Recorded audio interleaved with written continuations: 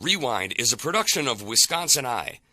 To keep programs like this free and accessible to all, please consider a charitable gift to wisi.org/donate or text WISI to 44321.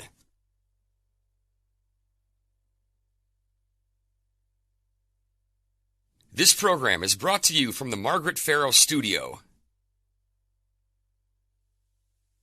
Rewind, your week in review, is sponsored by the Wisconsin Realtors Association, bringing Wisconsin communities to life with great homes, businesses, and neighborhoods. The Wisconsin Realtors Association, the voice of real estate. This week on Rewind, your week in review. Nomination papers are in. We have you covered on which candidates made the cut to be on the ballot this fall. Plus, Democrats and Republicans in Wisconsin can't see eye to eye on gun reform. But can Congress reach a compromise? And the Milwaukee Common Council passes a framework to host the Republican National Convention. All this and more on Rewind, your week in review for June 3rd. Hi, I'm Emilee Fannon. And I'm J.R. Ross. J.R., we're going to start with the newest story of the week that dropped last night is former President Donald Trump endorsed in the Wisconsin governor's race, and he went to Tim Michels. Now, of course, I think immediately after, within moments, I would say, after his announcement came out, we heard from Rebecca Kleefisch. And I think the storyline behind this, JR, is that it really, really is a blow to Rebecca Kleefisch's campaign. She's been campaigning the longest. She's trying to be loyal to Trump for a very long time. We had all of the four candidates go to, or all but Kevin Nicholson, visit Mar-a-Lago asking basically Trump for his blessing. First, let me just read some of Trump's statement and Michels, how he's kind of celebrating this, and then we'll get into the weeds about this. Former President Donald Trump said, Wisconsin needs a governor who will stop inflation, uphold the rule of law, strengthen our borders, and end the well-documented fraud in our elections. Tim Michels is the best candidate to do that. Tim Michels, of course, said this is a tremendous boost to his campaign, especially because he was the latecomer. He announced in late April. So first, let's kind of just talk about how this is really just a dramatic shakeup in the GOP primary that he went for Michels. It could be if Tim Michels uses it properly. So let's pull back and look at the Trump record endorsements. In federal races, pretty good. Gubernatorial races, a little bit mixed lately. So we've got three examples that come on top of my head. Pennsylvania, Doug Mastriano, I think is how you say his name, a state senator. He got endorsed by Trump the Saturday before the Tuesday primary last month. He won. However, Doug had been leading the polls already. There was an effort to try and stop him because people thought he was unelectable because he's part of, I think he was at the January 6th violent protest, the Capitol, all that kind of stuff. So he was already in the lead, right? Over in Idaho, Trump endorsed Lieutenant Governor. They're doing a little bit differently. She took on the governor in a primary. She lost by 20 points. Georgia is Trump's personal vendetta against Governor Kemp over 2020. He won by 50 points, all right? Now, there's different dynamics in all those races, including with Kemp in Georgia. He had a lot more money than Perdue did, the former U.S. Senator. So, yes, Trump's blessing is significant, but what do you do with it? Right. So for Michels, smartly, right after he got the endorsement, he recut an ad already up in the air about immigration to add in the Trump endorsement. Okay, great. What else is he going to do? Is Trump going to come here and campaign for him? I haven't seen Trump do a lot of stumping for people. Now some. He's done some, yeah. Some, not a lot. Going to come here. How is Michels going to use the ad? Or the endorsement? What I've been hearing is Michels has a significant edge on Kleefisch for TV since he got in the race, but it's not like insurmountable. So what's Michels going to do now? Because Kleefisch's numbers, from what I'm hearing, are that her polling has her still up about the same spot she's been, even growing a little bit. So at some point, Michels has to take this away from her. How does he do that? Well, does he do a contrast ad? So are some people's contrast, other people's negative, right? But do you say Rebecca Kleefisch is a bad person because she did X, Y, and Z, or just contrast, I'm for this, she's for this? Like not quite a negative ad, but more of a, here's what I'm about. What do you do? Because you have to take it away from her. The endorsement should help, but it's not going to seal the deal for Michels. He still has to do things. And oh, by the way, nobody's going to punch yet in this primary. Kleefisch has not seen a punch from her in the ads, but Michels hasn't either. He's got issues like he was living in New York and his kids went to school in Connecticut. There are some questions about, okay, he really took you into Wisconsin with that going on. Where has he been on right to work and Act 10, these big conservative fights the last decade or so that Kleefisch was a part of in the Walker administration? So the dust hasn't settled on how the brawl is going to be fought just yet. Right, and you got to give Clayfish, well, basically some credit because she did get very, very close to winning the state party's endorsement. She fell short, I think, about 46%, if I'm on top of my 55. head. Oh, 55. Oh, I'm so sorry. 53, 54. Yeah, like so, she also kind of touted that in her statement immediately and says, if I know one thing about President Trump, it's that he likes winners. And so she touted winning 4 statewide elections. Of course, 2 of those she was on the ticket with Walker. One was a recall. One was her Republican primary for lieutenant governor. So I would agree with you, too. It's not end-all, be-all. And, we'll have to see what happens, if Trump's endorsement is influential here in Wisconsin, because it's worked in other states. It hasn't worked in others. The Marquette poll that came out recently had a split in the GOP base about whether Trump's endorsement would sway one way or the other. There's that. Clayfish, for whatever reason, Trump, from what I've heard, doesn't think she's sufficiently loyal to him. Go back to 2020. I've got a picture from the Clayfish campaign of her doing a bus tour for Trump. They say, hey, she was on board. But she wasn't, I believe, a delegate at the 2016 National Convention. Trump, we know Trump's reputation. I don't pretend to know the man, but he values loyalty, right? There's a view that she's not sufficiently loyal to him for whatever reason.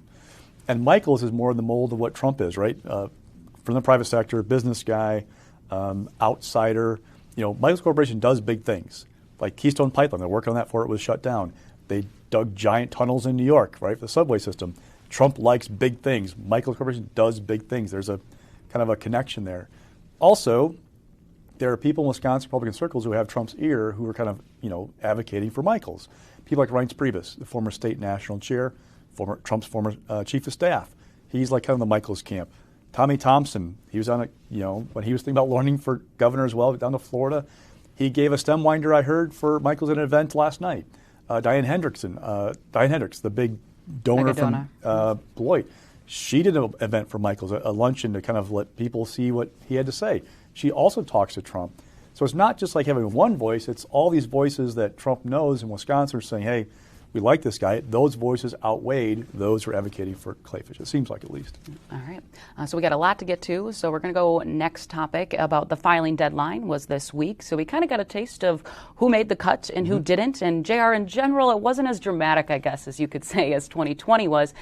But they actually had some changes there, too. First, I want to note that they kind of had a time. They had like a ticker to make sure you were there on time, a lot more staff, hands on deck.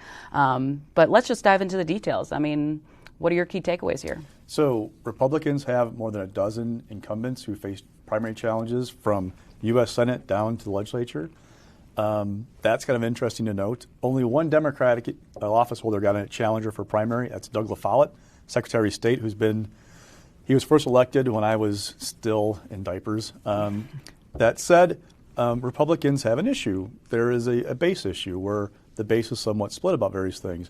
And looking at the field, I don't know that these guys are in any trouble, right? Ron Johnson's not going to lose a GOP primary to somebody that we don't really know who this person is, other than he filed and got 2,000 signatures. 3 members of the Congress, Glenn Grothman, Tom Tiffany, Mike Gallagher. Again, little-known challengers. These guys are all well-known. They've got lots of money. I don't think they're in any trouble. At the legislative level, you kind of go, okay, it's hard to predict. Like, for example, James Edming. The guy challenging him lost by 14 votes in the GOP primary 8 years ago and brought that up in his Facebook post about why he's running this time, thinking that you're not getting much out of the current incumbent right now. I'm challenging because of that. Devin LeMahieu, Senator leader, he's got 2 challengers. One who spoke at 2020 decertification rallies, another who advocated against COVID vaccine mandates and other masking issues, right?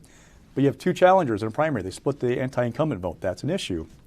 Van Wongard, his challenger is a part of open, honest, transparent government. Racine, this is kind of this ground zero for like the conspiracy theories about 2020, right? That's his challenger. There are all kinds of issues being raised by folks, but they're not necessarily well-known people. I don't know you're going to see lots of incumbents go down. I think Republicans worry more about the primaries in open, safe Republican seats. Because in some, you got a half dozen candidates. Start doing some math, you can win a primary with 20% of the vote and get through, and you could be somebody's more extreme voice in the party.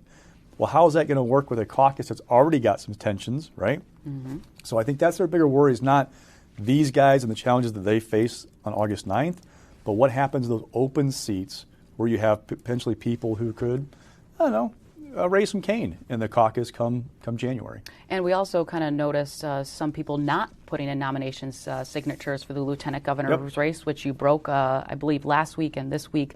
Ben Vogel is not going to run anymore. He spoke at the convention. David Bowen, former state rep, well, he obviously is not going to stay still a state representative, but said due to his mother's passing, just decided to get out of it. So some of those races narrowed just a little bit, but still a lot of candidates on both sides for that office. One quick note, we call it a free ride. You have no primary opponent and no general election opponent. There's one person I found, Ryan Clancy of Milwaukee. Jonathan Brostoff, the state rep, is leaving to run for Milwaukee Common Council. Kind of a late announcement, he's not going to run. As of this morning, Ryan's the only person with signatures in to get in, so he gets a free ride. So welcome, Ryan. Barring a massive write-in campaign, he's going to be a member of the Assembly come this fall. There are also, I believe, 5 seats in the Senate where Democrats did not find a candidate. So Lemonhew, for example, doesn't face anybody. So if he wins his primary, no challenge on the November ballot. That's one of them. It's kind of interesting. The dynamic for Democrats of it looks like a bad year, and we went from maps that Evers drew, the court picked originally, to maps Republicans drew. It seemed like a gut punch to Democrats of like they had recruited with that first map in mind. Once it switched, that people go, okay, 1, I'm not in the seat I was in before. 2, this map's not good for us. Yeah. It's kind of like a morale deflator for folks. And that might be why they had trouble finding some candidates in some seats. All right. Next topic this week is, of course, every year I will say, Governor Evers, at least since he's been in office, always raises the pride flag because it's Pride Month and June 1st started it. And there's always controversy around it. This year he had some same criticism when he rose the flag. But when he was asked some questions, he was in generally his speech before the raising ceremony talked about the massive amounts of anti-LGBTQ bills that we've seen here in Wisconsin, but also nationally. I found that over 300 anti-LGBT bills have been introduced in state legislatures nationwide. That's according to the Human Rights Campaign. And then when he was asked some questions about what if, or what do you fear what would happen if a Republican takes over? Are you worried the flag ceremony might not happen anymore? And here's what Evers had to say, basically talking about LGBTQ literature, thinking that's going to be starting to be banned in schools. So let's first take a listen. There's lots of Republican legislators at this point in time that are spending time working with essentially looking at the books and other materials that are in schools, and you can be damn sure that after they come out, they're going to be putting themselves in charge of banning books in the state of Wisconsin, and you can be damn sure some of it's going to be directly related to LGBTQ community efforts. This legislature and a Republican governor would be banning books in the state of Wisconsin. It's breathtaking. So when Evers started talking about books in school and their content, it was kind of in response to Republicans, or a report by the Wisconsin Examiner basically talking about how Republicans are circulating a list that's going around that we could see this if a Republican governor comes into office, defeats Governor Evers, they might start doing this and removing books. It's happening in other states. We've had this discussion before, JR, about critical race theory. Mm-hmm. So it's just not Wisconsin that it could happen to. We're kind of seeing this as a national trend overall. Yep. Representative Jesse James, who's running for the state Senate, open Senate seat, one of the ones was no Democratic challenger in that seat as well, basically is saying kind of a Republican argument of we think parents should have say-so over what's in the libraries of these schools. This is about banning books, but giving parental oversight of what's going on in their kids' schools and their lives. So that's her perspective. But yeah, I mean, you talk about critical race theory, LGBTQ issues, abortion issues, election issues. The stakes are quite high this fall. Yeah, and he was talking a lot about those bills too.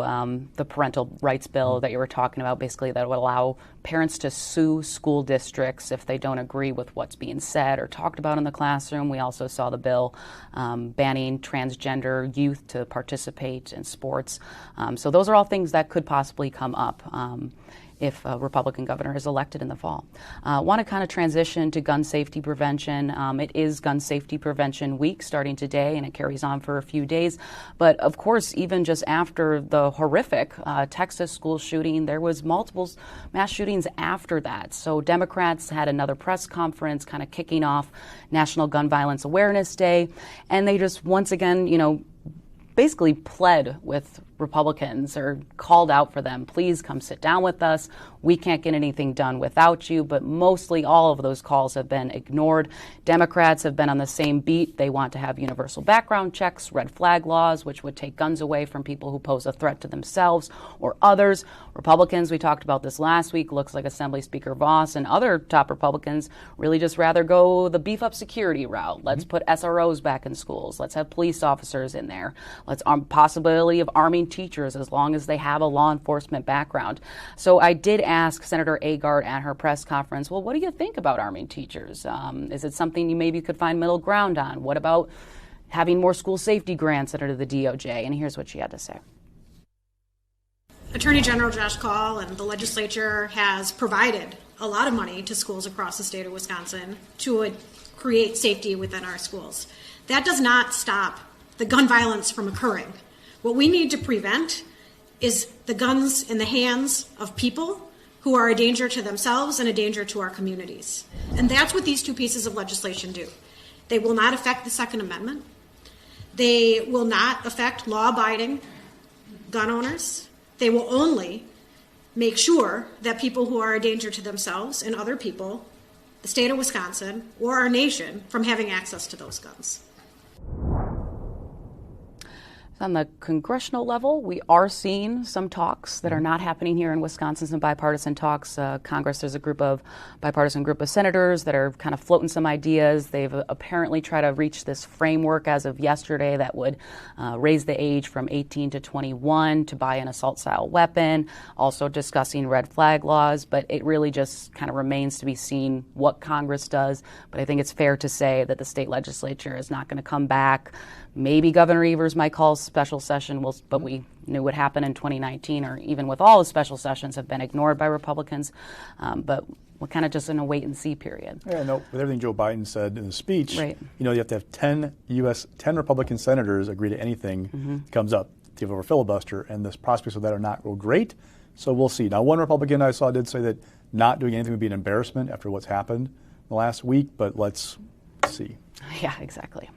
Also this week, Milwaukee Common Council reached an agreement on their framework if they get to host the Republican National Convention. I mean, in general, it was a big step because they were the first.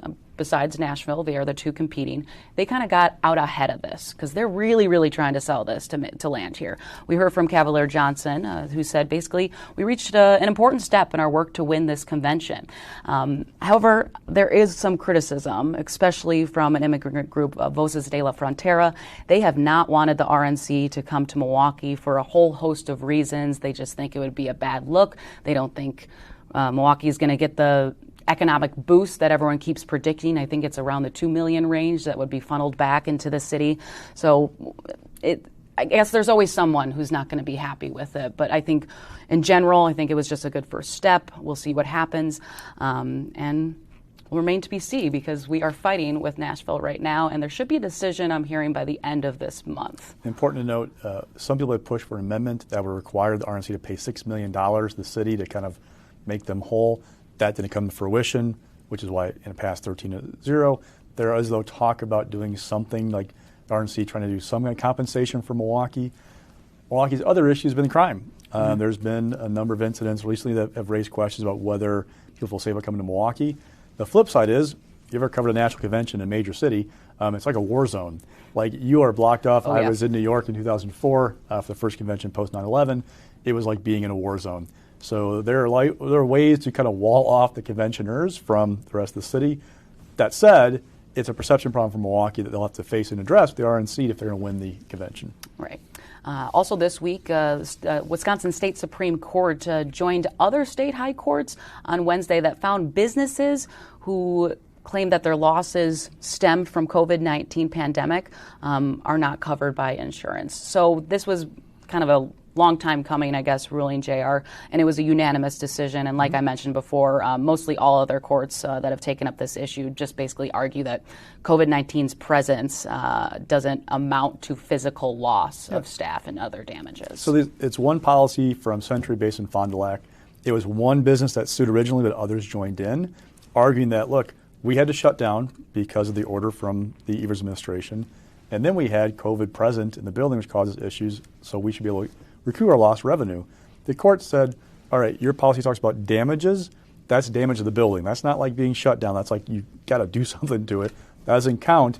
And oh, by the way, you could still use a facility. You're just going to have the dine-in part of your operation. It doesn't count. Yes, this is like other courts have found. It is, though, a blow for businesses who want to try and find a way to make up for lost revenue. Evers has been handing out checks left and right to businesses for lost revenue from COVID. It doesn't make everybody whole, though, and here's an example of them not being whole. All right, we will get to stock picks. And this week you have John Jagler. Yeah, so the fallout from the maps reverberates even in the filing deadline. Under the Evers map the court originally blessed, John Jagler was going to get a seat that goes from his Watertown-based district all the way to Madison, the north side of Madison, even gets within a couple miles of my house on the east side of Madison. Well, the court went back to the Republican map. Jagler has a plus 16 or 17 GOP seat and no opponent. So he goes from having potentially one of the top races in the Senate this fall to having a free ride to re-election. Now go back, Jagler won the seat in a special election after Scott Fitzgerald became Congressman Fitzgerald. So in 2021, won the special. It was kind of closer than people thought because there was a Trump-like candidate on the ballot plus a Democrat. But it's a better seat for him than the map could have been. It's an example of what happens when the maps are so good for Republicans. Chris Kappinga also has a free ride among Republicans in the state Senate. Very, very red seat. The difference for him is his seat was always deep red. Even though the Evers map is deep red, Jagler goes from having to sweat it out to being able to relax this fall all the way through another 4-year term. All right, and mixed this week, we've talked about this race quite a lot and the importance of the state Supreme Court race that will be happening in February of next year. We have another one who threw their hat in the race, Everett Mitchell. Yeah, Dane County judge. There's an interesting split among progressives. If Everett is the right candidate to ignite the base in a spring election or if he's unelectable. And let's talk about the plus first. He's a Dane County judge. Dane County is a base for Democrats. It drives. They help drive turnout in elections. He's seeking to become the first black jurist elected to the Supreme Court. Louis Butler served on the court after being appointed by then-Governor Jim Doyle. Progressives have struggled to turn out black voters in Milwaukee in spring races often. Maybe Everett could help turn them out.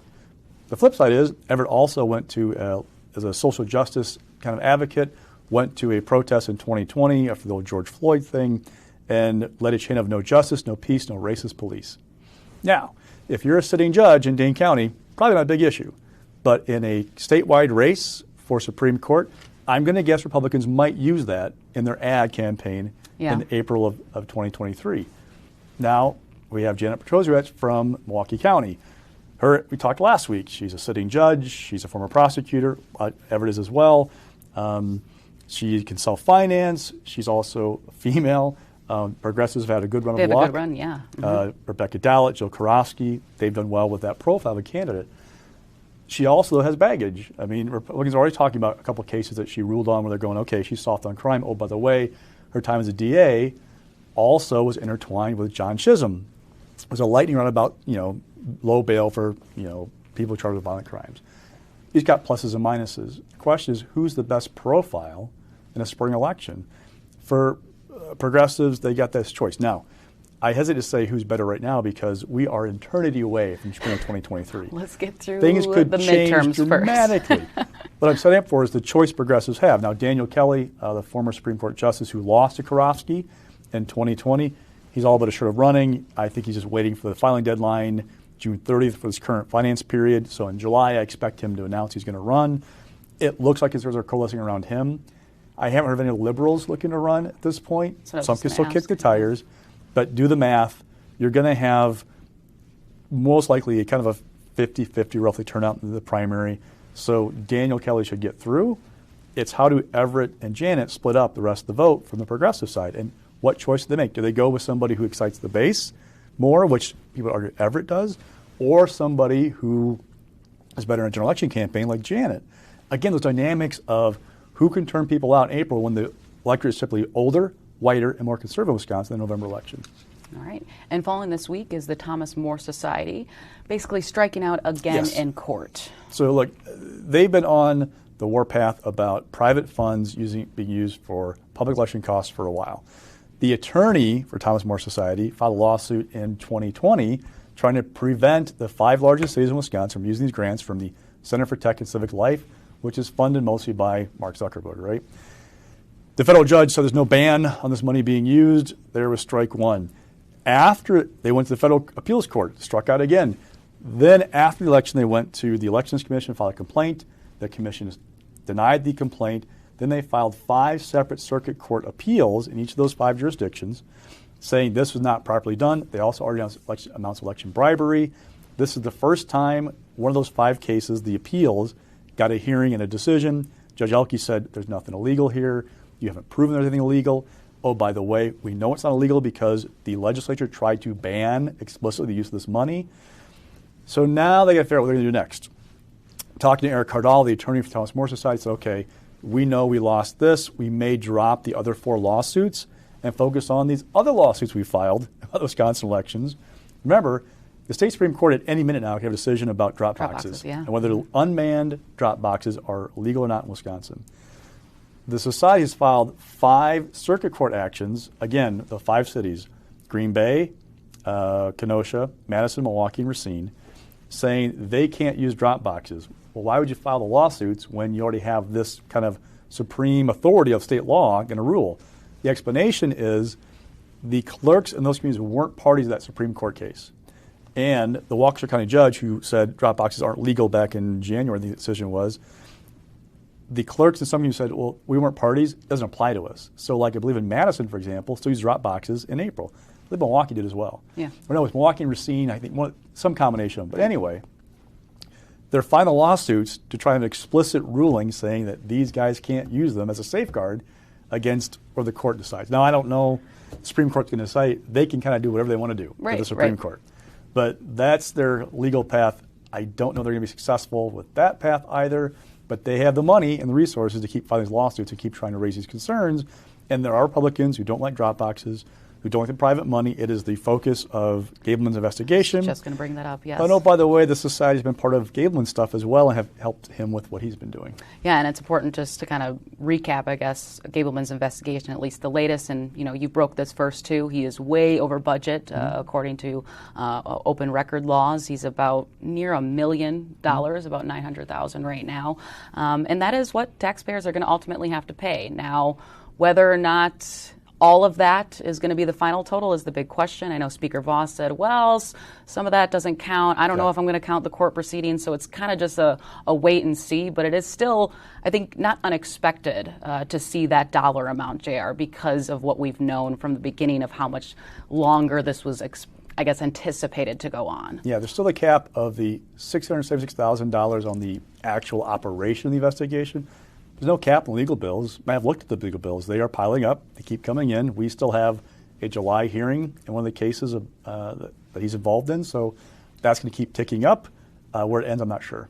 And when I asked Speaker Voss about this, just about the investigating being quote-unquote paused for Gableman to focus on his legal challenges in court, Voss said, well, it doesn't necessarily mean he can't take phone calls and do some work on the side. So take that as you will, but it seems like Gableman kind of has his hands in 2 pots. He's working on the legal fights and also still reviewing those concerns and his investigation overall about what happened in the 2020 election. I think that will do it this week, JR. We got a lot covered this week. Thank you, everyone, for joining us. We'll see you next week. I'm Emilee Fannon. And I'm JR Ross. Take care. This program was brought to you from the Margaret Farrow Studio.